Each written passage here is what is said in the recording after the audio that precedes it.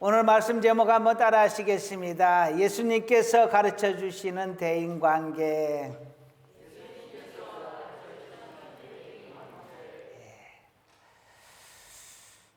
중년 남성의 로망이 뭐냐 하면 나 혼자 산다, 자연인처럼 그냥 조용한 곳에 가서 혼자 지내는 것이라고 합니다. 도대체 왜 이런 소망을 갖는 걸까요? 한국 중년 남성으로 사는 것이 참 어려운 것 같습니다. 한국에서 여자로 사는 것 참 어렵습니다. 그런데 또 한국에서 가장으로 중년 남성으로 사는 것 참 어렵습니다. 어쩌면 이 남성의 로망에가 한국 중년 남성들의 애환이 서려 있는 것 아닌가 하는 생각을 해봅니다. 여러분들은 이 삶과 이 로망을 이해하실 줄로 믿습니다. 그러나 가끔 망각할 때가 있습니다. 얼마나 삶이 지쳤으면 이런 로망을 갖게 했어요. 얼마나 도망가고 싶었으면 이런 로망을 갖겠느냐 하는 것입니다. 그러니 네 혼자 도망가려고 그러느냐 하고 책망할 것이 아니라 불쌍하게 여기시기 바랍니다. 남자와 여자는 좀 다르다고 합니다. 여자들은 삶이 지치고 고민이 있으면 광장으로 나간다고 합니다. 왜 광장으로 나가겠어요? 누군가와 떠들고 어울려야 이게 풀어진답니다. 그런데 남자들은 동굴로 들어간답니다. 혼자 끙끙 앓고 싸매고 나 혼자 해결을 한다는 것이죠. 그러니 어쩌면 남자들이 더 많은 스트레스를 받는 것 같습니다. 그래서 나 혼자 산다 자연인처럼 도망가고 싶은 것입니다. 피하고 싶은 것입니다. 그러니 이런 남자의 로망에 대해서 불평하기보다는 조금은 긍휼히 여겨주시고 보듬어 주시기를 부탁 말씀 올립니다. 사람이 산다는 것은 누군가와 공동체를 형성하며 살게 됩니다.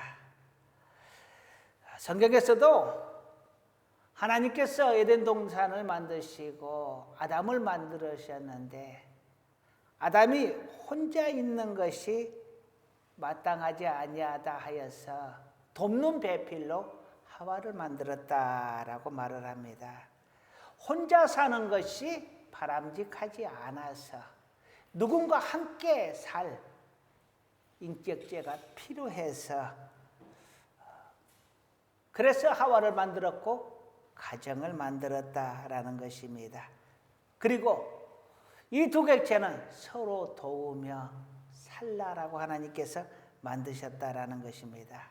그러니 우리가 사는 세상은 나 혼자 사는 것이 아니라 더불어 사는 것이고 이 더불어 사는 인생이 서로 도우며 협력하며 사는 것이 바람직한 세상입니다. 그래서 가장 좋은 세상은 어떤 세상이냐?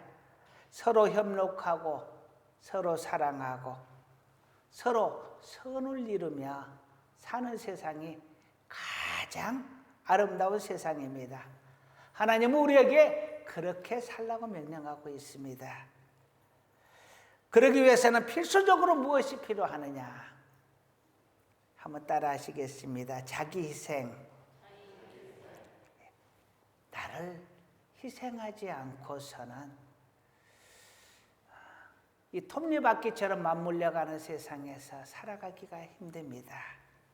톱니바퀴가 맞물려서 돌아갈 때에 기계는 잘 돌아갑니다. 사람의 유대관계가 원만하게 잘 맞물려 돌아가면 세상은 살기 좋은 세상이 됩니다. 그런데 이 톱니바퀴가 서로 맞물려 돌아가기 위해서는 그 아기가 딱 맞아야 되는데 그 아기가 맞기까지 서로 맞춰져 가는 과정이 있습니다. 서로 닳아서 그 아기가 맞아져 갑니다.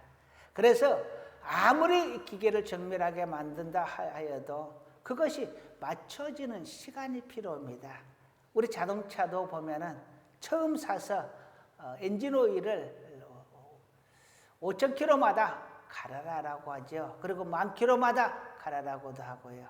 그것은 이것이 맞춰져 가는 과정에서 쇳가루들이 발생하기 때문에 그렇습니다.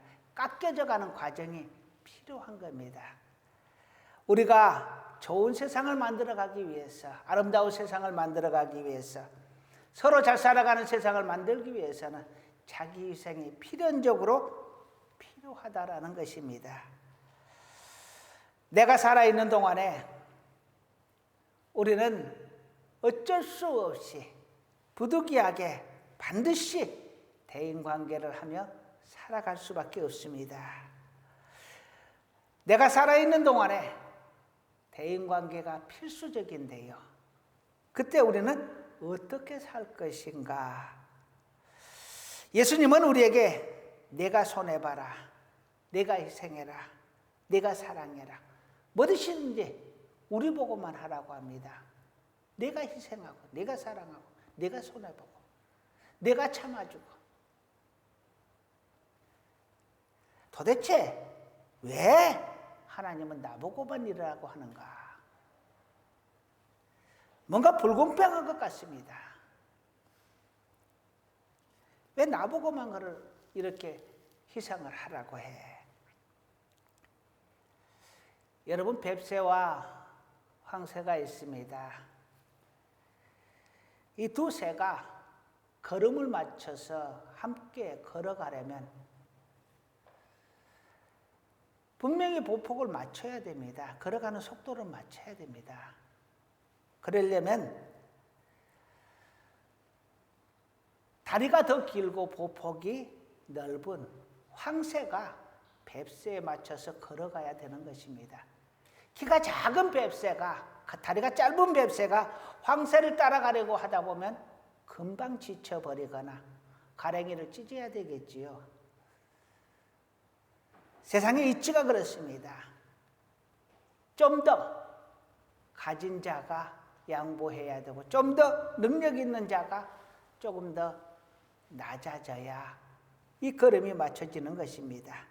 하나님께서 왜 나보고만 이렇게 하라느냐?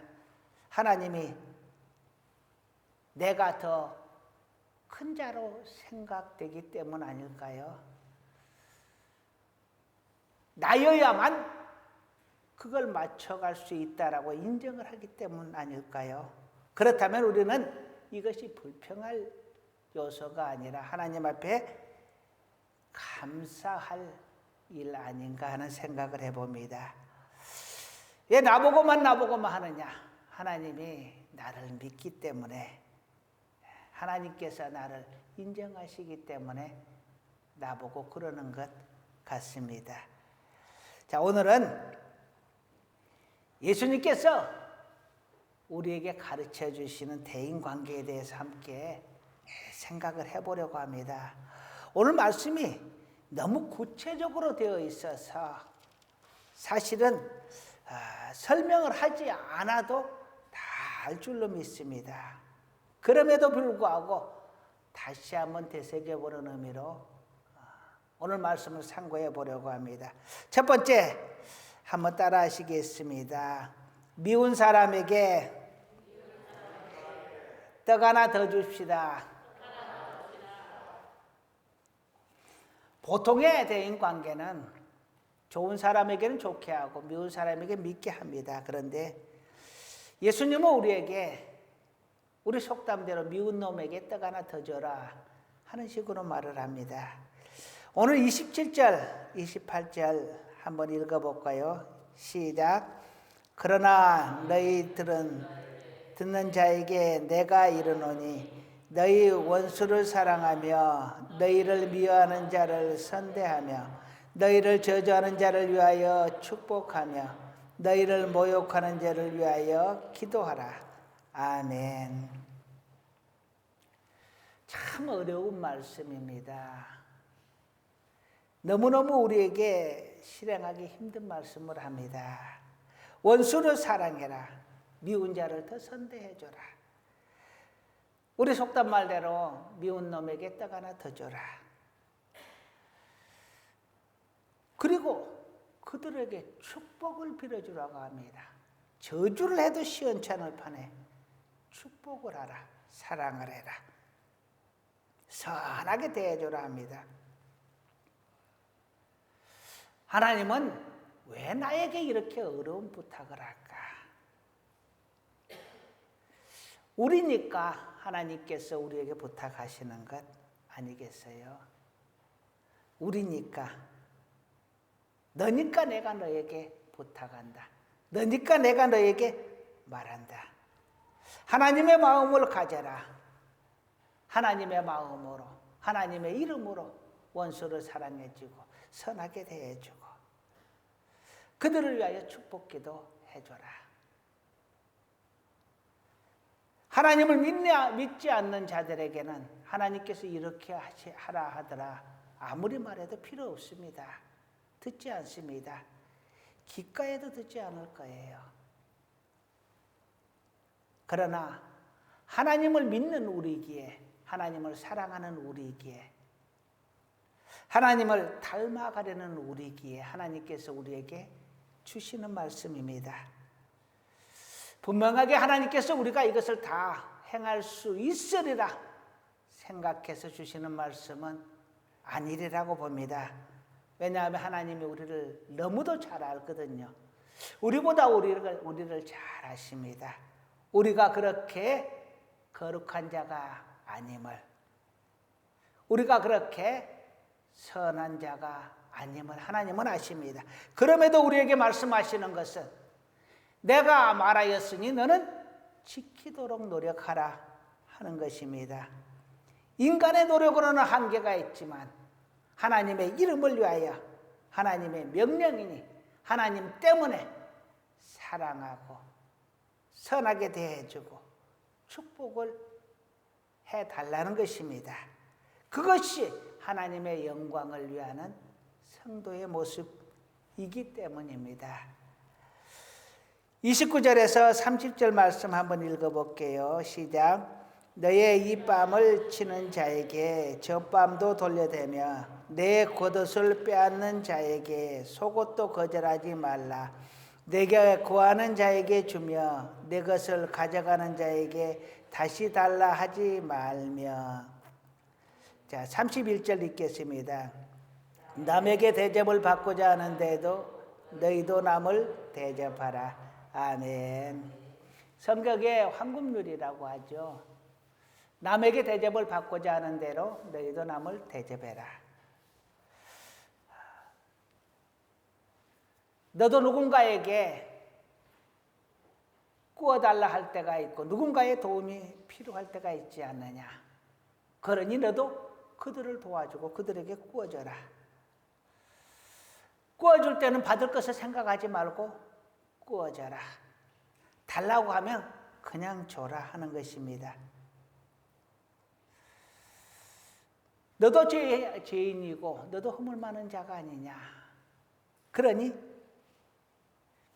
너도 그들에게 필요한 대로 해주고 그들에게 용서해주고 그들을 품어줘라. 우리의 말에는 능력이 있습니다. 하나님의 영적인 능력이 우리 말씀 속에가 있습니다. 그래서 우리가 말로 저주하면 그 저주가 임하게 되고 부메랑이 되어서 다시 나에게 돌아온다고 하지요. 내가 말로 축복을 하면 그에게 축복이 돌아가고 그것이 부메랑이 되어 나에게 축복이 되어 돌아온다라고 합니다. 그러니 우리 하나님의 이름으로 축복하고 우리 하나님의 이름으로 사랑을 선포하고 우리 하나님의 이름으로 용서를 선포하고 그러면 하나님께서 우리를 축복하시고 우리를 사랑하시고 우리를 용서해 주실 것입니다. 내가 할 수 없어도 하나님이 명령하시니, 하나님이 말씀하시니, 하나님이 사랑하시니, 하나님의 이름 때문에 하나님의 영광을 위하여 내가 할 수 없는 원수도 사랑하고 선을 베풀고 그를 위하여 기도해 줄 수 있는 우리 모두가 될 수 있기를 간절히 소원합니다. 두 번째로 따라하시겠습니다. 남에게 받고 싶은 대로 남을 대접하라. 우리도 누군가에게 대접받고 싶고 인정받고 싶고 도움받고 싶습니다. 그러면 너도 그렇게 하라는 것입니다. 남에게 대접을 받고자 하는 대로 너희도 남을 대접하라. 이것이 율법과 선지자의 강령이라고 다른 성경에서는 말을 하고 있습니다. 이렇게 살아라는 것입니다. 이것을 위하여 세 가지 것을 말씀하고자 합니다. 원하는 대로 하는 이 세 가지 것이요.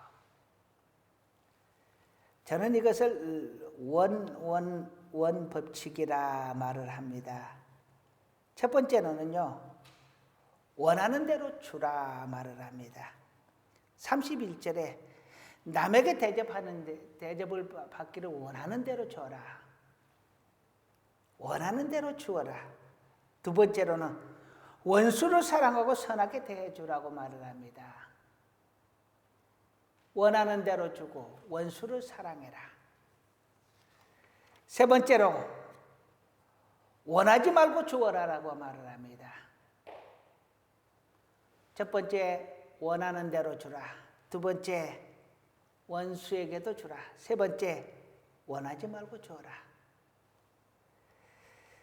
이것이 하나님께서 우리에게 주시는 말씀인데요.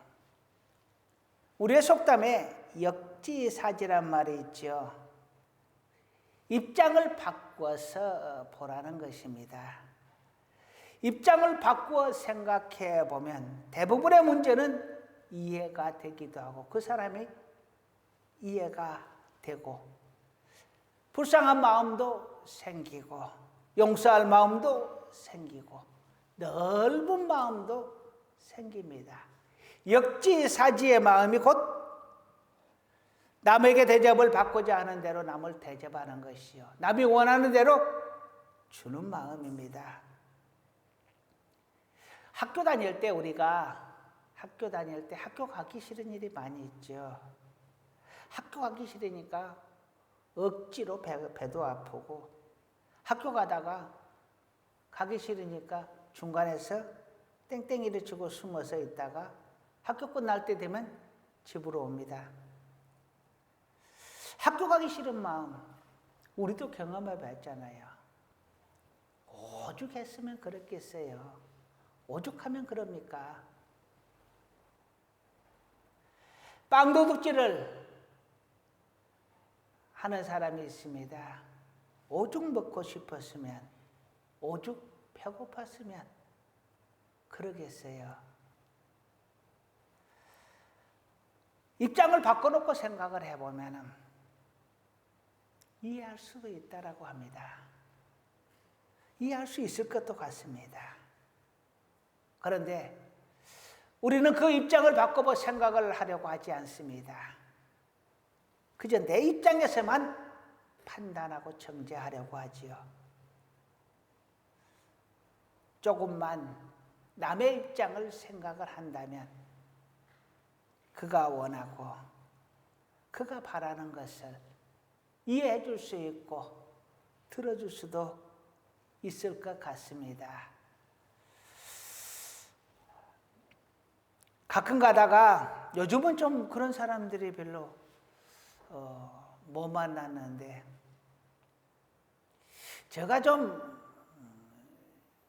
이렇게 순하게 보이는지 어리벙하게 보이는지 저한테 와서 돈 달라는 사람들이 종종 있습니다. 그럴 때 제가 늘 생각하는 것이 그래, 내가 안 주면 어쩌면 이 사람이 굶을 수도 있지 않겠느냐 하는 생각을 한번 해보고요. 또 하나는 오죽했으면 이렇게 구걸을 할까 하는 생각을 해봅니다. 어쩌면 이 사람이 나의 이런 마음을 이용을 해서 악하게, 나쁘게 활용을 할 수도 있습니다.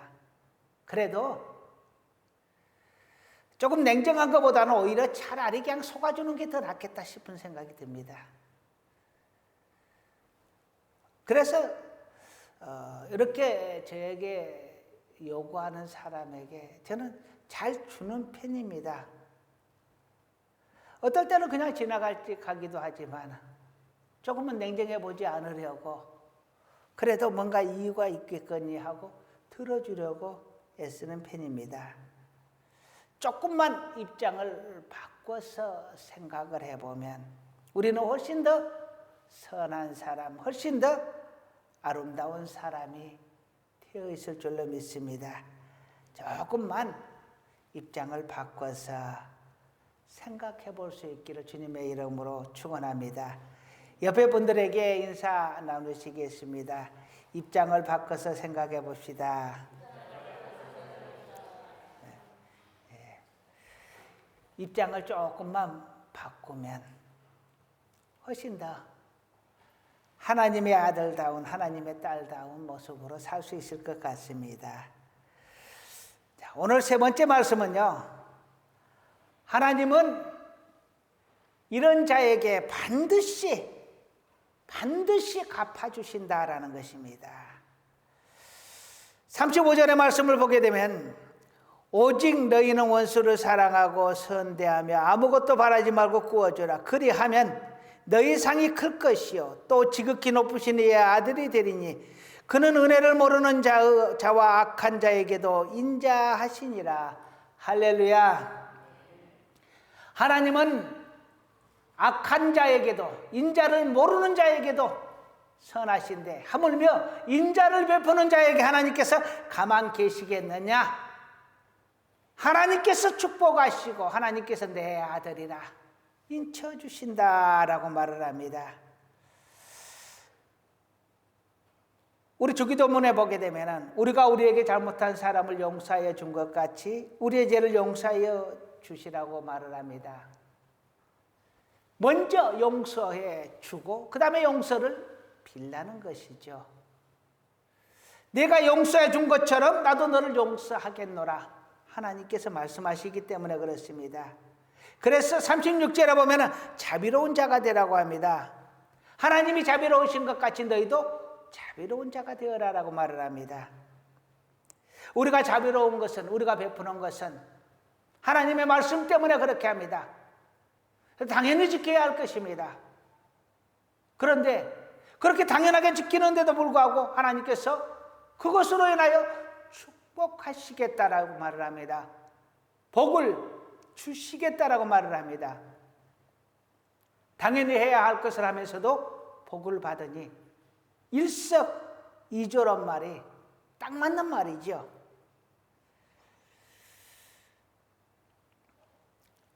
하나님께서 가끔 우리에게 요구하시는 것이 있습니다. 이삭에게 흉년이 들었는데 그 거랄 지역에가 흉년이 들었는데 너 여기서 떠나지 말고 이곳에 있어라 말을 합니다. 흉년 중에 그 땅에 머물라고 합니다.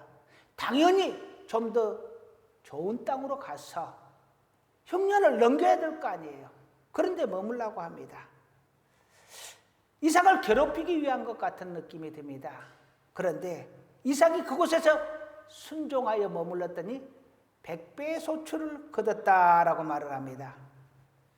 하나님께서 우리에게 요구하시는 것은 고난을 주기 위한 것이 아닙니다.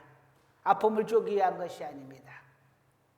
우리를 축복하기 위한 것입니다. 하나님께서 아브라함에게 하나밖에 없는 아들 이삭을 번제로 드리라고 합니다. 마음도 괴로울 것이요 얼마나 번뇌가 되겠습니까?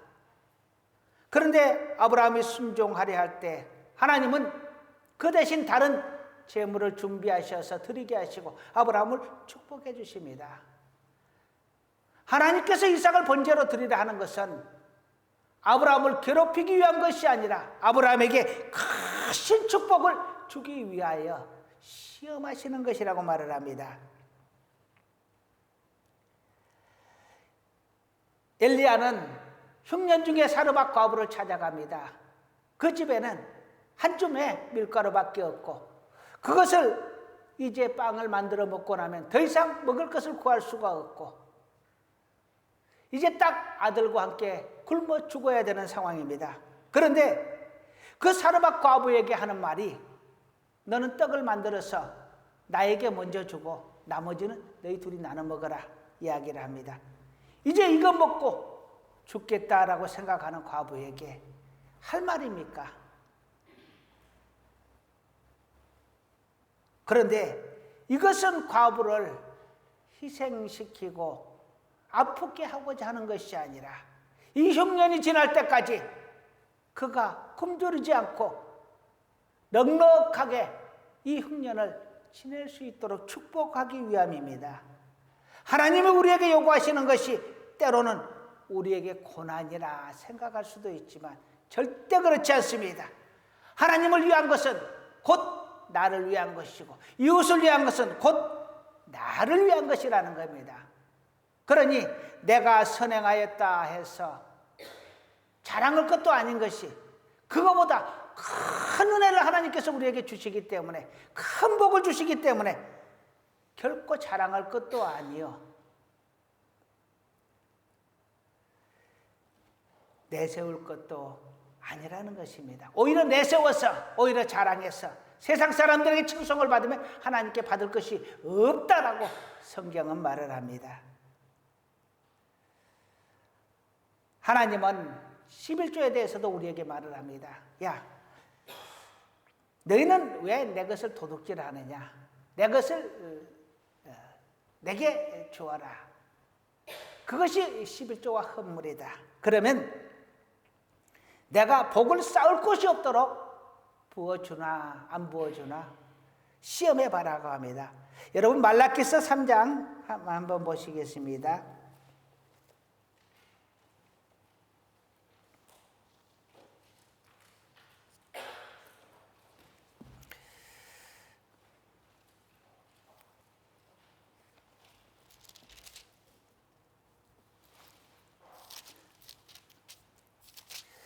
말라기서 3장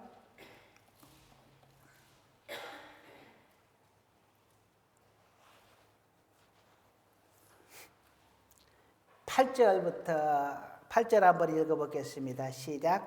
사람이 어찌 하나님의 것을 도둑질하겠느냐? 그러나 너희는 나의 것을 도둑질하고도 말하기를 우리가 어떻게 주의 것을 도둑질하였나이까 하는도다. 이는 곧 11조와 봉헌물이라. 아멘. 11조와 봉헌물은 하나님의 것이라고 말을 합니다. 그런데 그것을 도둑질해 놓고도 내가 언제 도둑질했습니까? 라고 말한다고 합니다. 9절 읽겠습니다. 너희 온 나라가 나의 것을 도둑질하였으므로 너희가 저주를 받았느니라. 너희가 온 나라가 모든 사람이 다 그렇게 했다라고 합니다. 그래서 내가 저주한다라고 합니다. 10절 말씀 읽겠습니다.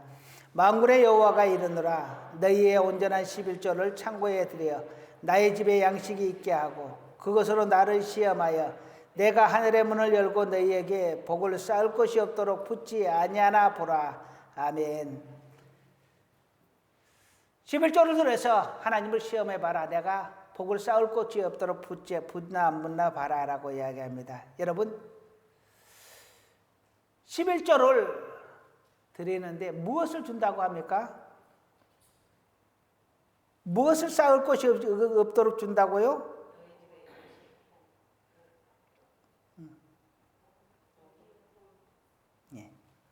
복을 준다고 했죠. 착각하지 마세요, 여러분. 이 복이란 단어가 물질로 해석이 되면 큰일 납니다. 물질을 준다는 게 아니에요. 복을 쌓을 곳이 없도록 준다라고 하고 이후에 보면 땅이 아름다워짐으로 모든 이방인들이 너희에게 복되도다 하는데 무슨 말이냐면 메뚜기를 금해서 곡식을 갉아먹지 못하게 하겠다.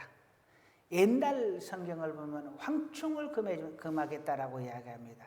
이 황충은 우리나라 말로 말하면 메뚜기입니다. 메뚜기가 내 밭에 있는 곡식을 갉아먹지 못하게 해주겠다. 먹을거리를 주겠다라는 것입니다. 돈이 빠져나가는 것을, 물질이 새어나가는 것을 막아주겠다라는 의미이기도 합니다.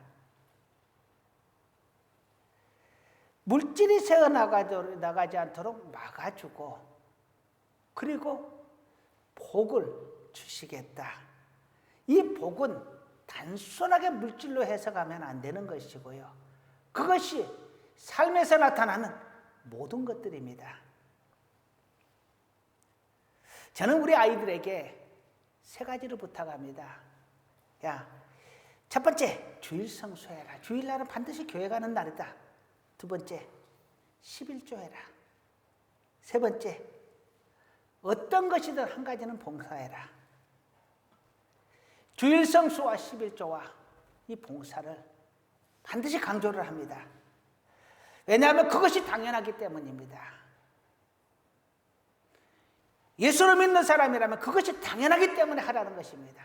2번째로는 그것이 복을 받는 비결이기 때문에 그렇습니다. 주일 성수와 11조와 하나님 앞에 헌신하는 것이, 봉사하는 것이 복을 받는 비결입니다. 평생 복을 받고 살 수 있는 비결이에요. 나는 우리 자녀들이 복받으며 살기를 원합니다. 여러분도 그렇게 원하시죠? 우리 자녀들이 고생하지 않았으면 좋겠습니다. 여러분도 그렇게 원하시죠? 그래서 저는 우리 아이들에게 요구하는 겁니다. 주일 지켜라, 11조 해라, 헌신해라.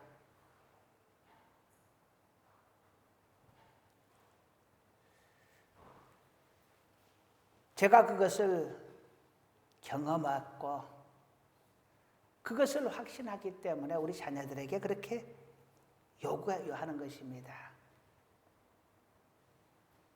이 11조라는 것이 참 우스운 것이요. 드리면 가난해질 것 같은데 드려도 똑같이 채워집니다. 안 드리면 그것이 저금될 것 같은데 똑같이 나갑니다. 메뚜기가 곡식을 갉아먹는 것처럼 또 다른 물질이 새어나갈 구멍이 생기는 것입니다. 그러니 물질이 나갈 구멍이 생기면서 고난도 함께 와요. 괴롭기는 마찬가지고 물질도 똑같이 들어가고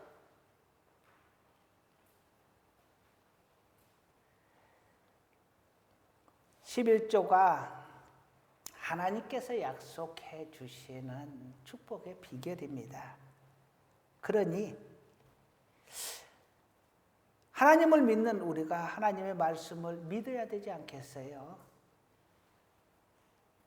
한번 믿어보시기를 간곡하게 부탁을 드립니다. 또 오늘 말씀에 하나님이 그러잖아요. 원수를 사랑해라. 그들을 품어줘라. 기도해줘라. 그러면 내가 복 주겠다라고 하잖아요. 그러면 그 말씀을 한번 믿고 따라 보려고 해서 보기를 간절히 부탁을 드립니다. 나는 잘 안 돼요. 안 되는 거 당연합니다. 그럼에도 불구하고 그래 보려고 노력하는 모습, 그러한 모습이 우리 속에 있기를 간절히 축원합니다. 자, 이제 말씀을 마무리하려고 합니다.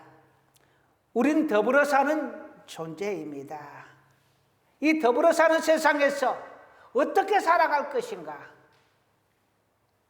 첫 번째로는 미운 사람 떡 하나 더 주자라고 했습니다. 2번째로는 남에게 대접받고 싶은 대로 대접하며 살자라고 했습니다. 그러면 하나님께서 우리를 축복해 주신다. 채워주신다. 넉넉하게 하시고 마음껏 복을 내려 주실 줄로 믿습니다. 역지사지의 마음으로 조금만 이해하고 살려고 노력한다면 세상은 훨씬 더 따뜻한 세상이 되고 훨씬 더 밝은 세상이 될 것입니다. 그래서 하나님의 말씀이 이 썩어져가는 세상에서, 이 어두워져가는 세상에서 소금이 되고 빛이 될 수 있는 것입니다. 우리가 그렇게 살아가게 된다면 우리가 바로 소금의 역할, 빛의 역할을 하며 살아가게 될 것입니다. 다 썩어져 가고 다 어두워져 가도 나 홀로라도 하나님의 말씀 안에 살아보려고 애쓰고 노력하는 우리 모두가 될 수 있기를 간절히 축원합니다. 우리 하나님의 말씀에 순종함으로도